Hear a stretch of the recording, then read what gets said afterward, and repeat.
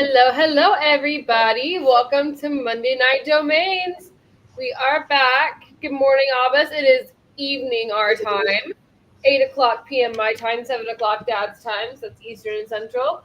What are you up to today, Dad, over there in the sunny green screen world? Well, just doing my dancing after you did your video of domainers dancing at NamesCon. If anyone hasn't seen it, check on over at community.cfd on names on Instagram. And Julie got some domainers to dance. I So got some good feedback. I was talking to someone else about that today.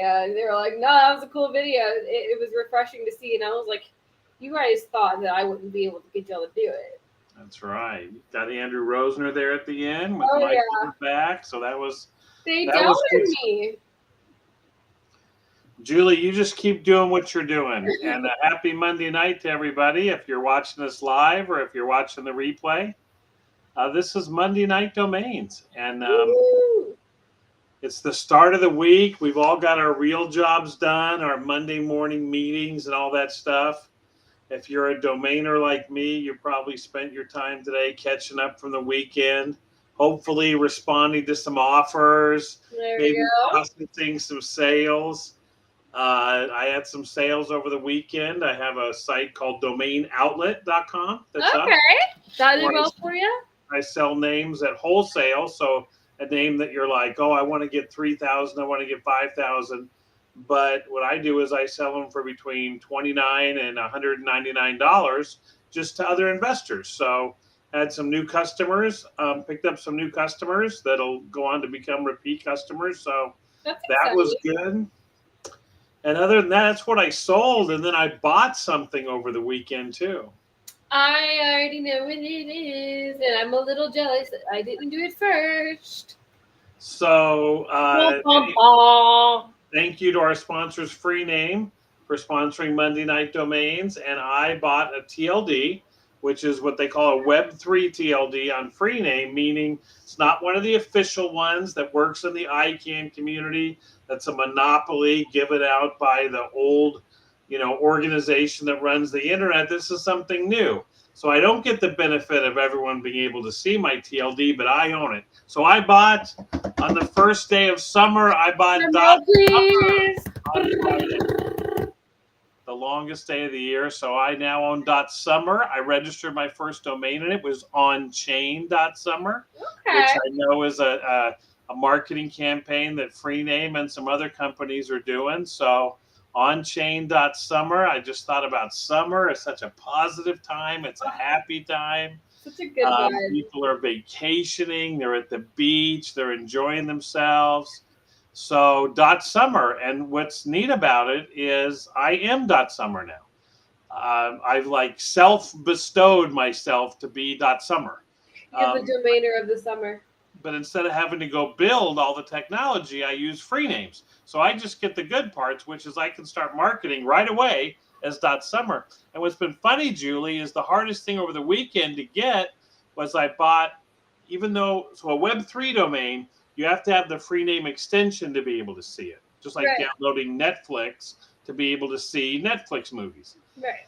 But to communicate with everybody about it, I still want to have a regular Web 2 website that everyone can see. So I went for summer.domains. Okay. So the hardest part about it was confirming, getting the SSL, getting the website builder at GoDaddy. They couldn't get the name servers right. I couldn't get my email. And all this stuff in Web 2 is all tied up in rules and regulations, but I could start selling names right away on Yeah. Freename and .summer. You know what I mean? It's Yeah. efficient, it's quick, and it's not tied up by a lot of the garbage. And then I'll finish with this to see what your thoughts are. I went to a website today to see a video, one of these meme videos, and it gave you the normal page that says, "Do you accept our privacy policy?" Uh-huh. But instead of just giving me that, it said you will be connecting with, get this, our 862 partners. Meaning if I said I accept your cookie, that's how many people they're selling my data to about going on that site. Mhm. 862. So if that's in your mind right now, and you ever have the option to just click the minimum or click all the ones they want you to. So I thought, you know what? Even though my .summer domains can't be seen by everybody, I'm going to map them, and I'm kind of glad that they're not searchable by all these companies with cookies and miscellaneous Mhm. stuff. You know what I mean? It's Yeah. like, no, I only want my free name people to be able to see them. So that's what I've been doing, Julie. How was your weekend? Mine was good. I got some rest, some much needed rest, and was just kind of catching up and planning for my week.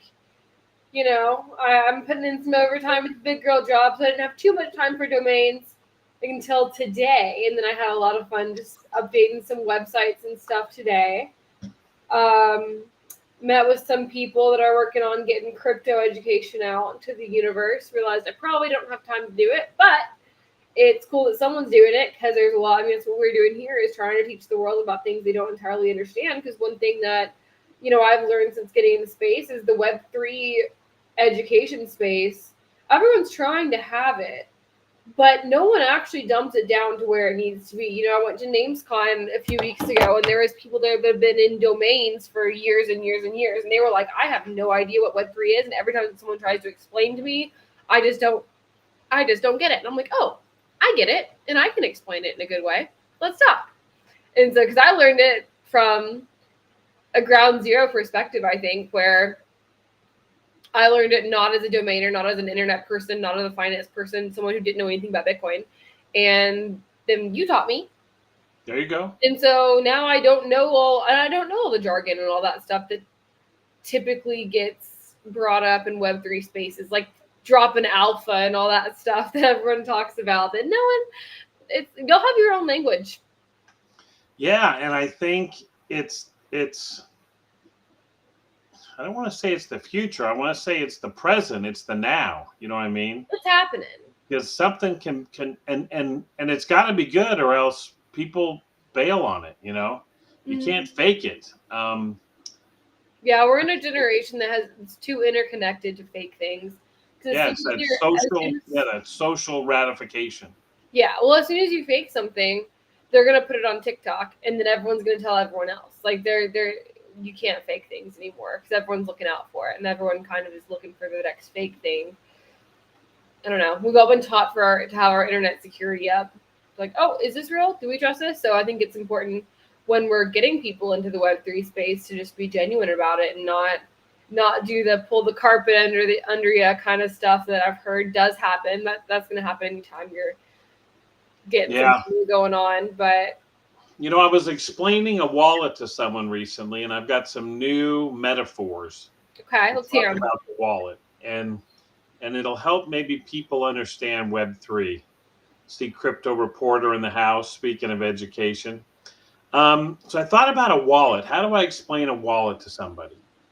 And if you're a domainer, I'll talk to domainers right now because I think a lot of what domainers are hesitant to do is get involved in something new. But I would encourage you, if you're a domain investor that's listening to this, domains weren't obvious back in 1998, 1999, 2000, 2002. If you wanted to access this thing called the internet, you had to have what's called a modem.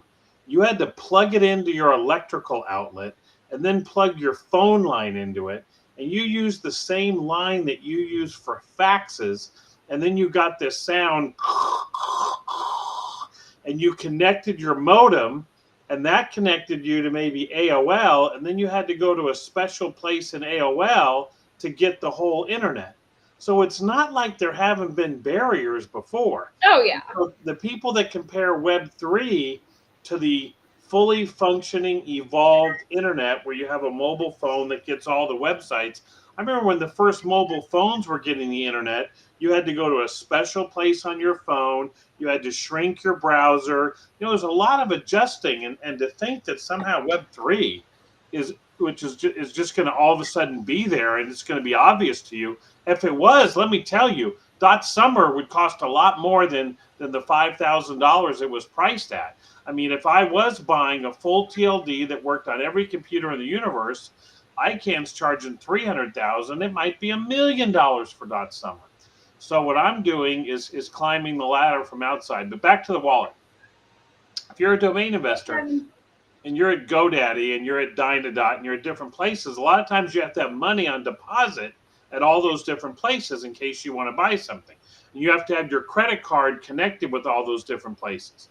Now, what a wallet does is once you have a wallet which is holding your money either in volatile cryptos like Bitcoin and Ethereum or in something called USDC, it's just like a dollar. So if you have 50 bucks, it stays 50 bucks. It stays $100. But the key thing is when you're at a website or what's called an integration or a DApp, and you need money, you connect your wallet and the wallet goes to that DApp. But you don't have to keep extra money at every one of them. You know what I mean? You've got your one bit of money here and you control exactly who gets to interact with that wallet and when and how. So that's part of this whole decentralization thing is it's not like a lot of the Web 2 sites where once you give them your email and password and you set up an account, who knows what's in the terms and conditions? You know what I mean? And so that's the way to maybe explain this idea of a wallet. But because of that, you can do transactions instantaneously with it. And I sold some domains over the weekend on auction where when the winner got the name, they bid, boom, they got the auction. I've got some names with a company called NameFi where they're listed on OpenSea. And if someone buys them, their crypto comes to me. The name goes to them in the form of an NFT. Same thing with Freename TLDs and Freename domains that are on OpenSea. When you buy it, it's just boom, just like that. You know what I mean? There's not the whole email and all the other stuff. So will you compare that to the typical like Web 2 DNS way of transferring domains where you have to put them in escrow?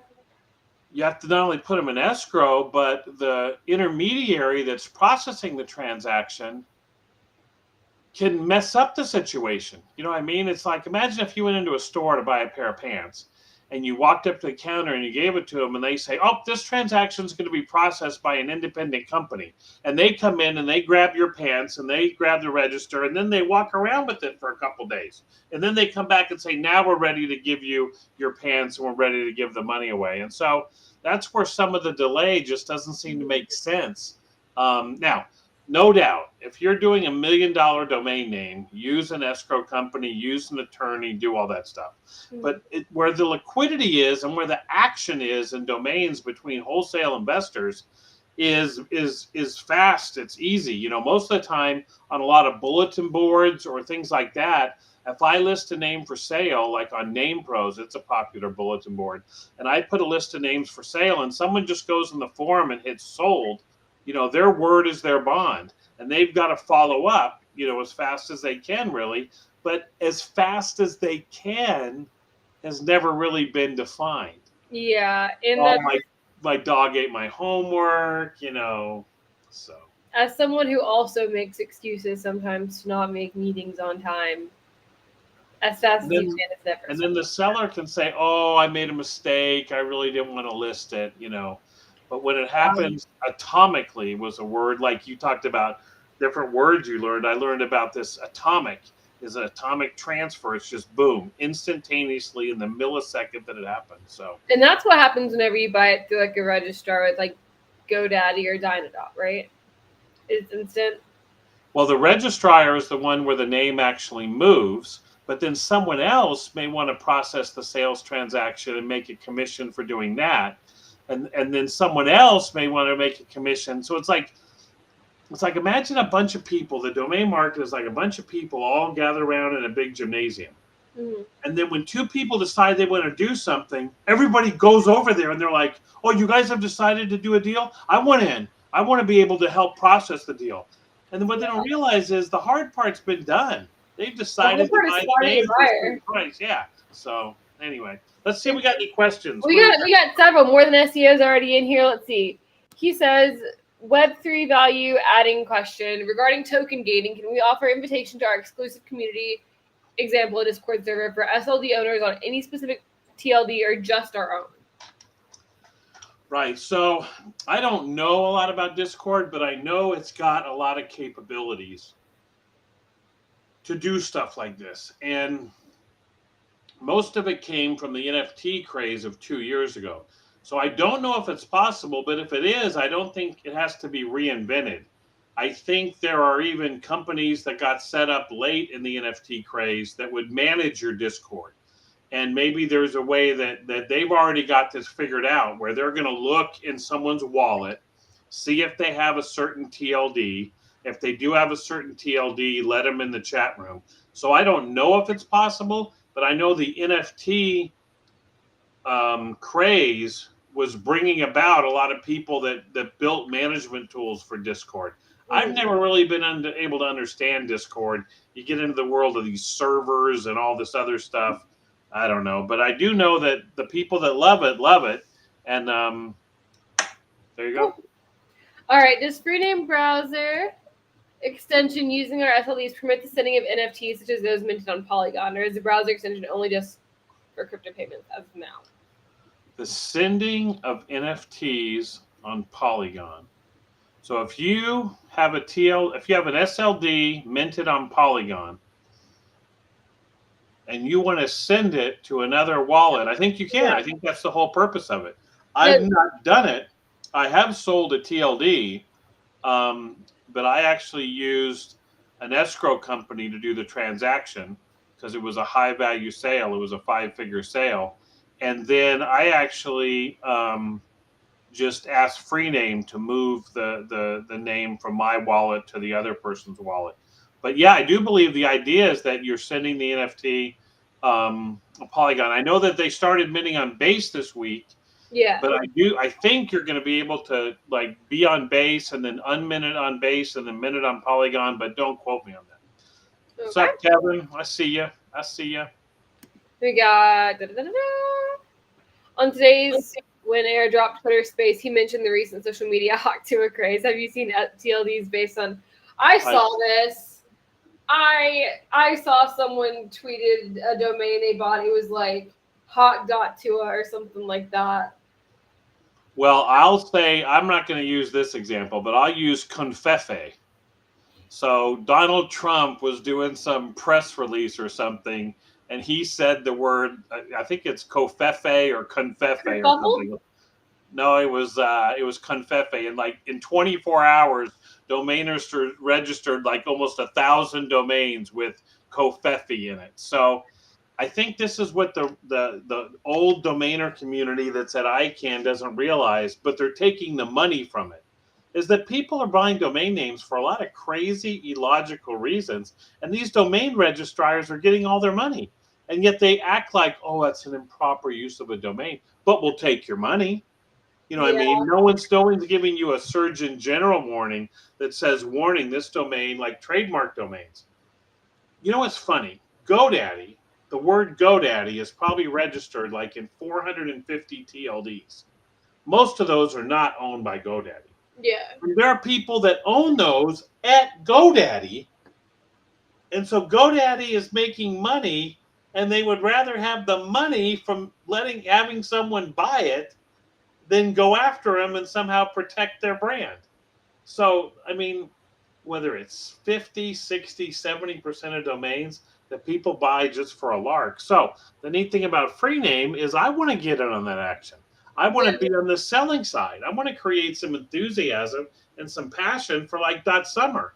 And if you bought JulieJules.summer just because you wanted to feel like, I'm going to put it on a shirt and I'm going to post it every once in a while when you feel like it. It's like fashion. You kind of have different digital identities that you play around with. You know what I mean?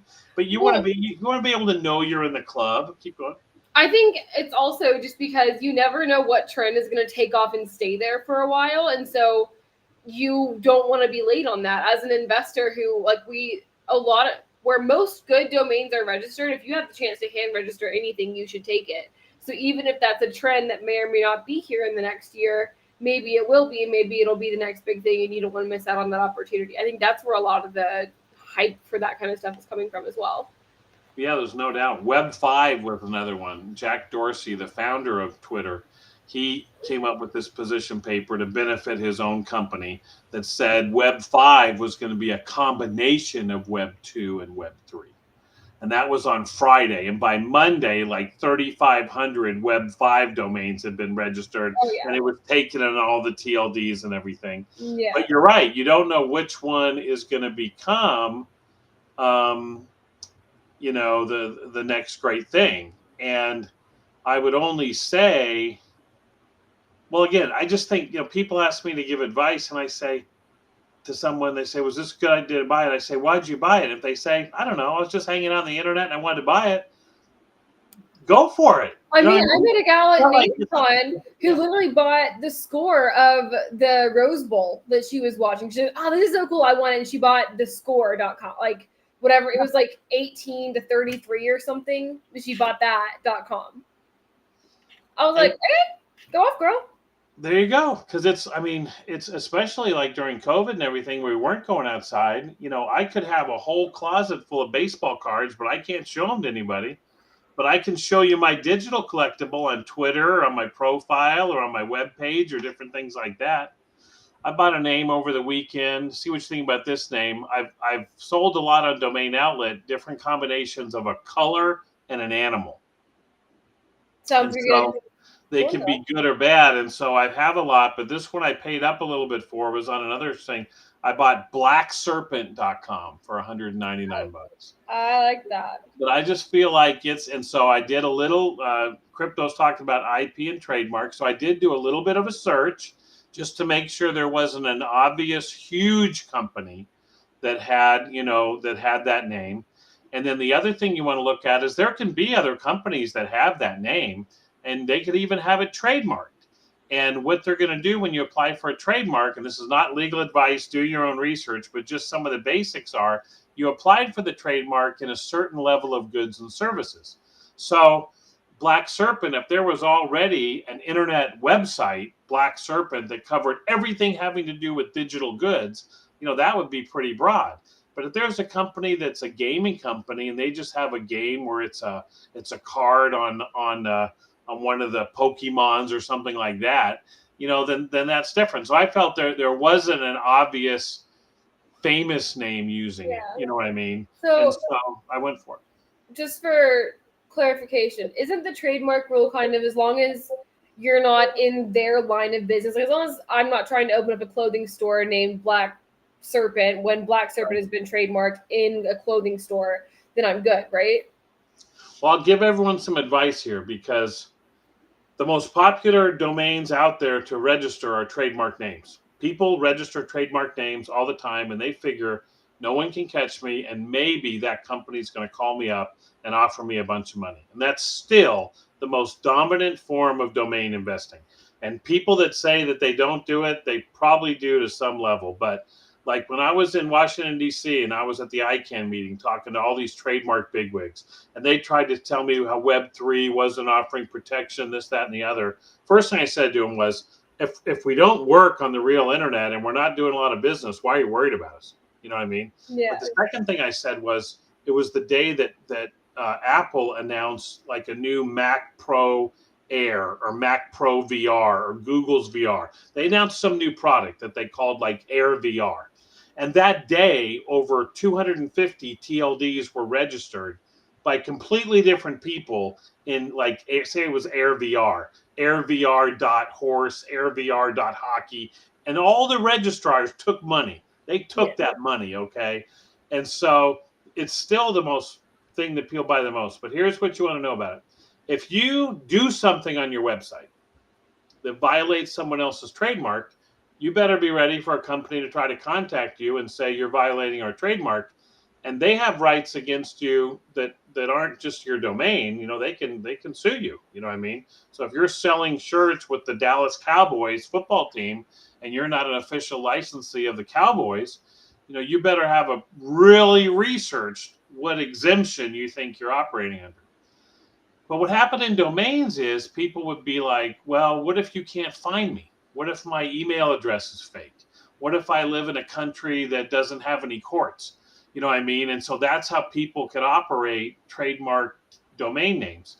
So the internet early on, one of the first things ICANN ever did, in fact, I'm pretty sure the first thing they ever passed was the system called WIPO. And what it said was, if a company, a trademark owner, obviously supposed to be for obvious cases, was the winner, that the registrar would move the name to the trademark owner without the registrant having to ever be involved. You know what I mean? So if you had Coca-Cola soda.com and you were just trying to monetize it with links and everything, then they could open up an arbitration. And if the arbitrator said this person has no business called Coca-Cola, and they could award the name, that would happen. So the whole thing about domains and IP is, how can the domain be taken away from you simply because when you registered it, you agreed to these terms of service? Now, brings us to Web3. You still run the risk in Web3 if you operate a TLD with someone else's trademark term and you compete against them in a way that they can win. You better be careful. But it also opens up the fact that you may just want to take a word like American Airlines and you may want to be .American because you're an American. And so can they really control everything? So I think it's opened up some new use. It's made people rethink trademark.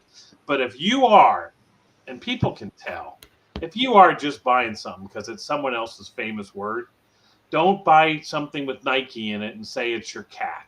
Don't say it's the name of your favorite best friend growing up, so you just bought a name for that. Unless it really was, and you really build a site that's non-commercial, has no ads anywhere, doesn't take advantage of the popularity of Nike at all, you know. So it's, you kind of know when you're crossing the line. Don't be that guy. I feel like that's what I got from that. It's a big situation of don't be that guy.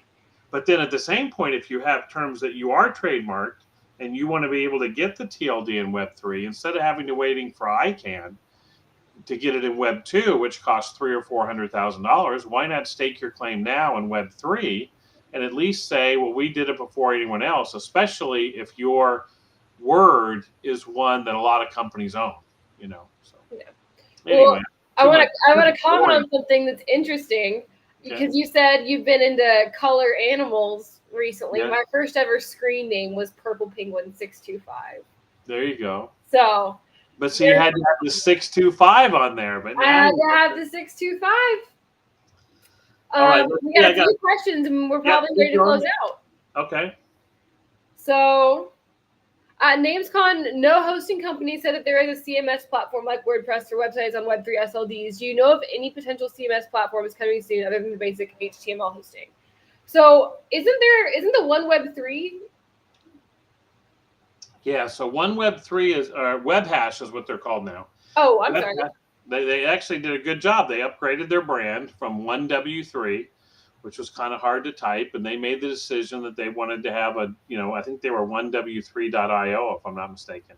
And they went with webhash.com, terrific group.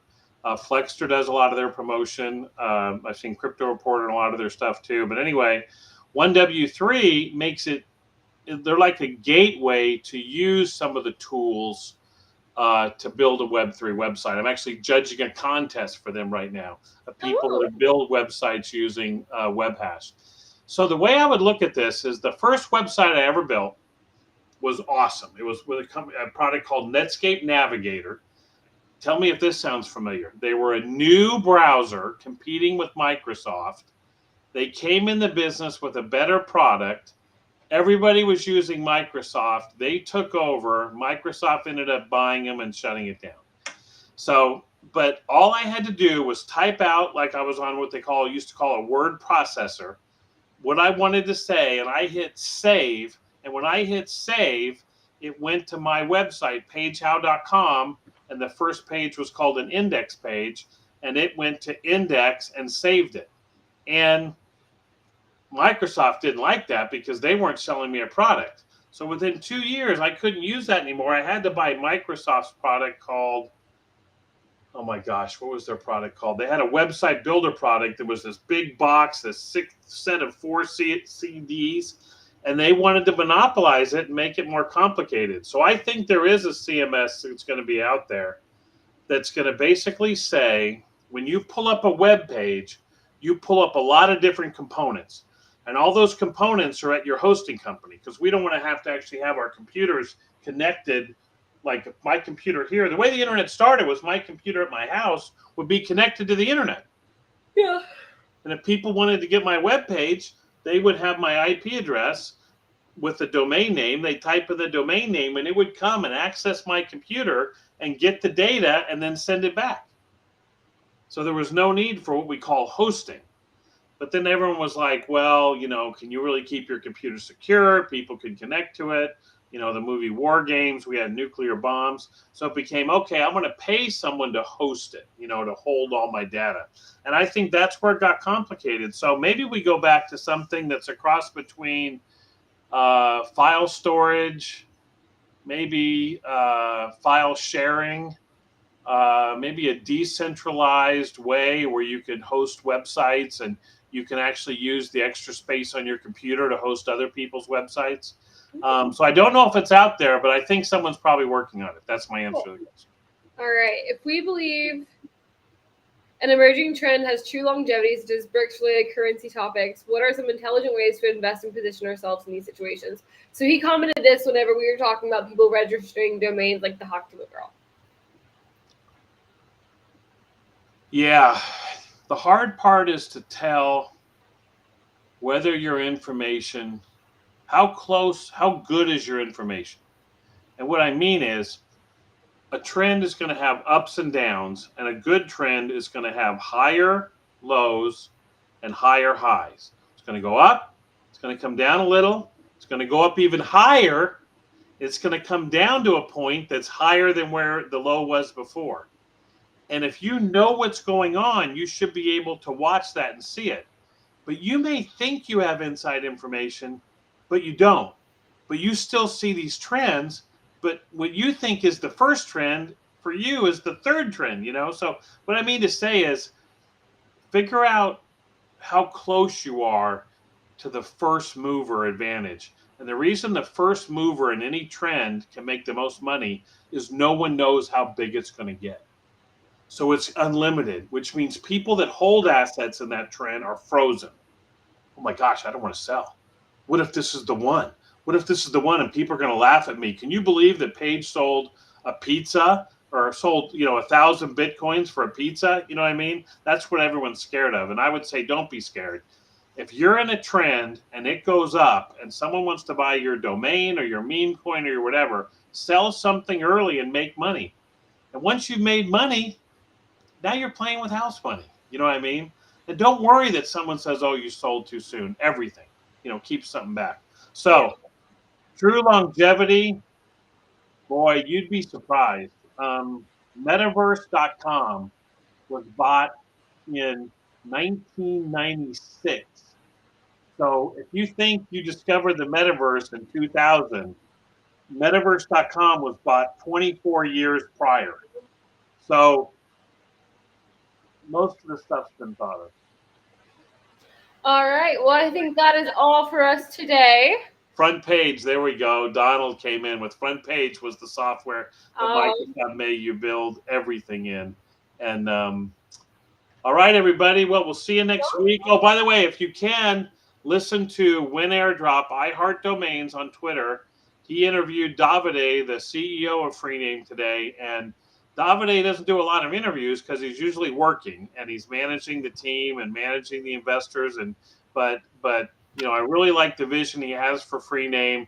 If you listen to it, you'll hear a little bit of stuff from the CEO about Freename, and so I'd recommend it. Awesome. Well, I will see you guys same time next week. We'll be here for Monday Night Domains. Everyone have a great week. Happy